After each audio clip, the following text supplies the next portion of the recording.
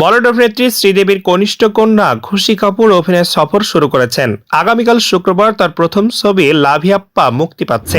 এই ছবিতে তার বিপরীতে রয়েছে আমির খানের ছেলে জুনাইদ খান। আর এই ছবির মুক্তি নিয়ে শুরু হয়েছে তার নানা ব্যস্ততা। ইতিমধ্যে ছবির নানা ঝলক সামাজিক মাধ্যমে ঘুরে বেড়াচ্ছে। আর তারপর থেকেই নবাগত এই অভিনেত্রীর দিকে ধেয়ে আসছে নেটিজেনদের একের পর এক কটাক্ষ। কখনো তার অভিনয় সমালোচনা হচ্ছে, আবার কখনো চেহারার জন্য একের পর এক তির্যক মন্তব্যের শিকার হচ্ছেন তিনি। তবে এবারই প্রথম নয়, ছোটবেলা থেকে নানা কটাক্ষ শুনতে হচ্ছে তাকে। সম্প্রতি এক সাক্ষাৎকারে এমন কথাই জানিয়েছেন শ্রীদেবী কন্যা খুশি কাপুর। অভিনেত্রী বলেন, বারবার মা শ্রীদেবী ও দিদি জাহ্নবীর সঙ্গে তার তুলনা করা হয়। চোখে আঙ্গুল দিয়ে বোঝানো হচ্ছে মা ও দিদির মতো সৌন্দর্য তার মধ্যে নেই। তিনি বলেন, আমি যখন ছোট ছিলাম তখন চেহারা নিয়ে খুব তাচ্ছিল্য করা হতো, বলা হতো আমি আমার মা বা দিদির মতো দেখতে হইনি। ছোটবেলায় এ ধরনের মন্তব্য শিশুর আত্মসম্মানের উপর প্রভাব পড়ে।